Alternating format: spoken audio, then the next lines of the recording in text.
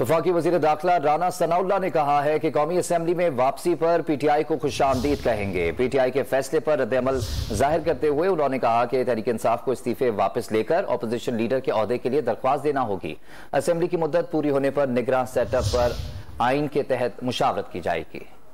जो है वो आने पर इनको वेलकम इसलिए करेंगे कि जब ये जा रहे थे तो हमने उस वक्त ही ये कहा था कि ये इनका गैर जमहूरी फैसला है। इनको तमाम चीज़ों को जो है वो देखना पड़ेगा, अपनी हर बात से रजू करना पड़ेगा। वापस आने के लिए उनको अपने इस्तीफे वापस लेने पड़ेंगे। जो उन्होंने असम्बलियों को छोड़ने का फैसला किया था उसको वापस लेना पड़ेगा। असम्बली में आके बैठना पड़ेगा। स्पीकर को लीडर ऑफ द अपोजिशन बनने के लिए दरख्वास्त देनी पड़ेगी। तो ये सारा अमल उन्हें करना पड़ेगा ना।